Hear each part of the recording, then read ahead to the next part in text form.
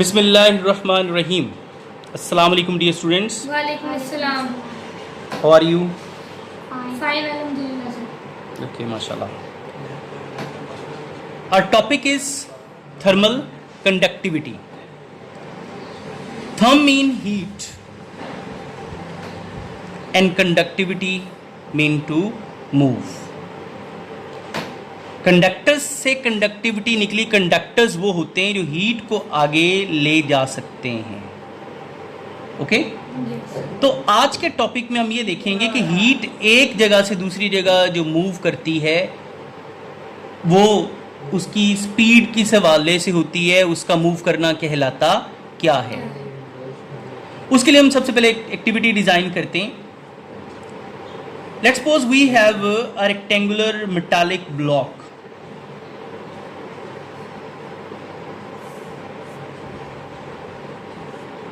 whose cross sectional area is A, and you have heated the end A of this metallic block to a temperature T1. So end A will be hotter as compared to the end B, and B is at lower temperature which is T2. Okay, then heat will start to flow from the point end A towards end B. जो heat है वो flow करेगी hot towards cold. ये hot है और ये क्या है, कोल्ड. अगर हम इसका कोई पोर्शन सिलेक्ट कर लें, लेट्स सपोज हम इस पोर्शन को, इस क्रॉस सेक्शनल एरिया को इतने से को हम फोकस कर रहे हैं और हम ये देखना चाह रहे हैं कि एक सेकंड में कितनी हीट इधर से इधर क्रॉस करेगी. वो जो एक सेकंड में जो heat hot to cold cross करेगी उसे कहेंगे rate of flow of heat. The amount of heat that flows in unit time, the amount of heat that flows in unit time is called rate of flow of heat. देखो ना, इसमें मैंने यहां बात कर दी टाइम की. Unit time in 1 second समझ ले, 1 मिनट समझ ले, जो मर्जी 1 होगा. वो जहां भी टाइम की बात होगी वहां क्या आ जाएगा, रेट. ओके यहां एक तरफ से दूसरी तरफ हीट का जाना कहलाएगा फ्लो. फ्लो करना. डन. अच्छा, तो जो rate of flow of heat का जो हमारे पास फार्मूला बनेगा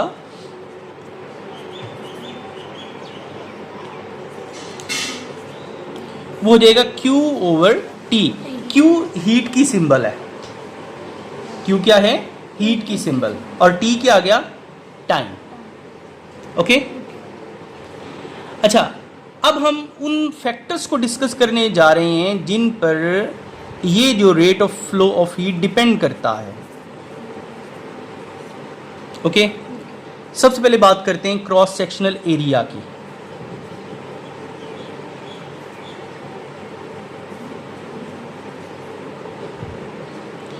फर्स्ट कर लो, ये इसका क्रॉस सेक्शनल एरिया तो इतना सारा है. अगर इसके मुकाबले में हम एक ऐसा ब्लॉक ले रहे हैं जिसका क्रॉस सेक्शनल एरिया सिर्फ इतना सा है,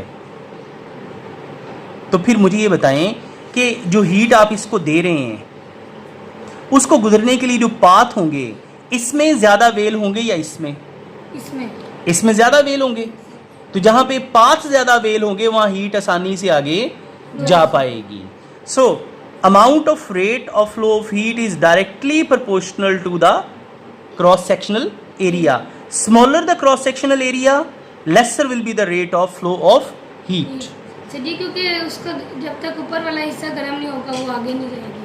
मतलब इसमें एक ये भी होता है कि ये अगर आप इसको ज़्यादा हीट आप दे रहे हैं तो ये सब मेल्ट भी हो सकता है. हमारा मकसद हीट को फ्लो करवाना है, उस सिस्टम को डिकम्पोज नहीं करवाना. ओके अच्छा, दूसरे नंबर पे हम आते हैं लेंथ ऑफ द सॉलिड पे. किस पे, length of the solid.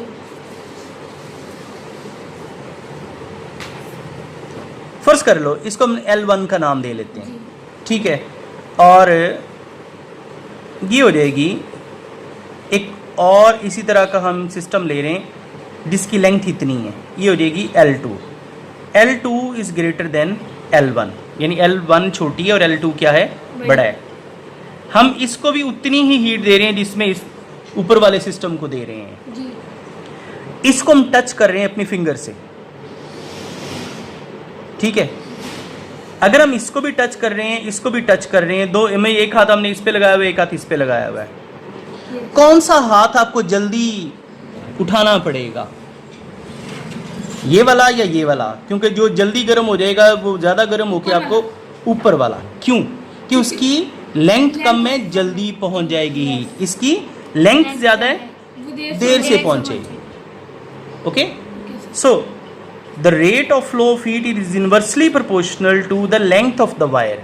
Yes. Length बढ़ेगी, rate of flow of heat down हो जाएगा। ओके बच्चे? अच्छा, तीसरी चीज हम डिस्कस करते हैं, temperature difference between the solids. अच्छा,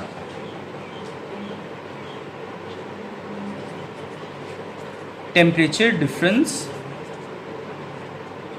between ends of a conductor. Okay, take two solids whose length and the cross sectional areas are same. इनकी लेंथ और क्रॉस सेक्शनल एरियाज क्या हैं, सेम है, ठीक है। एरिया जिसका इतना है उतना ही, जितनी इसकी लेंथ है उतनी ही इसकी लेंथ है, but provide a candle to heat the end A। ये क्रॉस सेक्शनल एरिया का A हो गया, इसको हम नाम दे लेते हैं X का, ठीक है। इसको नाम दे लेते हैं Y का, ठीक। इस एंड को नाम दे लेते हैं U का और इसे नाम दे लेते हैं Z का। इसको आप डबल हीट दें इसकी निस्बत और दोनों को टच करें, इसको भी और इसको भी। लेंथ और क्रॉस सेक्शनल एरिया सेम है। इधर फर्ज कर लो T1 है 200 डिग्री सेल्सियस का, इधर T1 है 100 डिग्री सेल्सियस का। T2 इधर फर्ज कर लो 5 डिग्री सेल्सियस है, इधर भी क्या है 5 डिग्री सेल्सियस।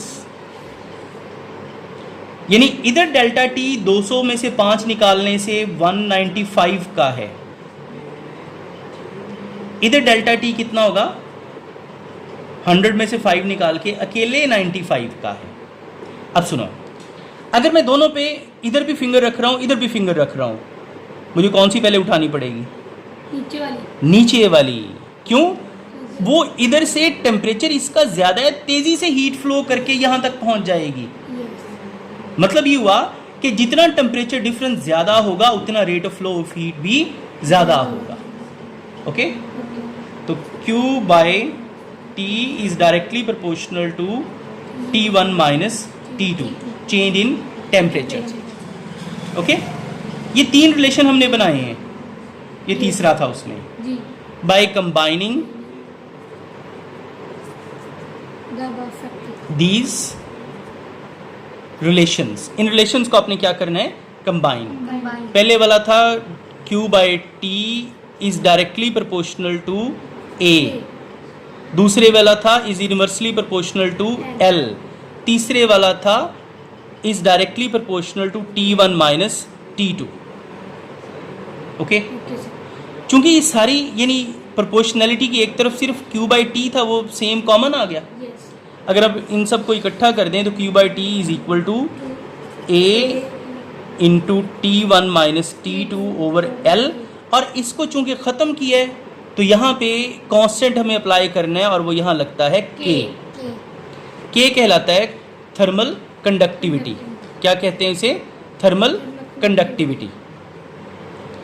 अच्छा, अब अगर K की वैल्यू हम निकालना चाहें, L उधर जाके मल्टीप्लाई हो जाएगा, इधर डिवाइड है उधर जाके मल्टीप्लाई हो गया। ठीक है, समझ आ गई? अच्छा, एक चीज़ और भी हम यहाँ पे ऐड कर सकते हैं, नंबर 4 पे टाइम का भी, वो भी इधर कर लेते हैं कि जितना टाइम आप ज़्यादा देंगे, जितना टाइम ज़्यादा देंगे उतना rate of flow of heat भी उसका क्या होगा, ज़्यादा। लेकिन वो ऑप्शनल है, वो ना भी लिखें तो कोई मसला नहीं है। ओके, अच्छा, यानी ये L उधर जाके क्या हो जाएगा, माइनस, नहीं डिवाइड है उधर जाके मल्टीप्लाई, और ये जो आपके पास T पहले से मौजूद है वैसे रह जाएगा, A इधर आके डिवाइड हो जाएगा, T1 माइनस T2 भी इधर आके डिवाइड हो जाएगा। So QL over TA into T1 minus T2 is equal to K, और ये K कहलाता है थर्मल कंडक्टिविटी।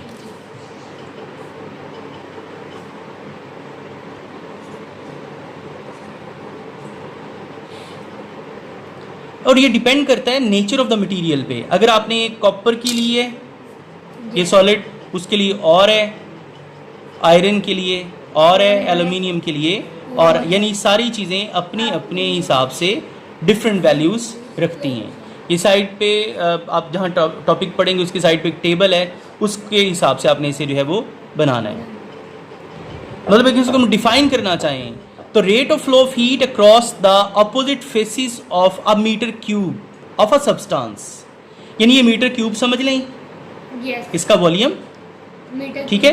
तो इसके दोनों फेस पे जो आपने टेम्परेचर डिफरेंस को मेंटेन किया है एट 1 केल्विन, यानी फर्ज करें डेल्टा टी इधर और इधर सिर्फ 1 केल्विन का होता, यानी फर्ज कर लो ये 201 केल्विन पे और ये 202 केल्विन पे, ठीक है, या 301 कर लें, 302 कर लें, क्योंकि हीट भी तो हम कर रहे हैं। तो सिर्फ इसका यानी ये 302 और ये 301, इन दोनों में से क्या डेल्टा टी आ जाएगा, सिर्फ 1 केल्विन का। अगर डेल्टा टी आपका 1 केल्विन पे है तो फिर उसको हम बोलेंगे थर्मल कंडक्टिविटी। दोबारा बोल समझ लें इस चीज़ को, the rate of flow of heat across the opposite faces of a metre cube of a substance maintained at the difference of temperature of 1 kelvin, जिनमें आपने टेम्परेचर डिफरेंस कितना मेंटेन किया है, सिर्फ 1 केल्विन का, उसे हम क्या कहेंगे, थर्मल कंडक्टिविटी। ओके बेटा, चलें, ओके, थैंक यू, अल्लाह हाफिज़।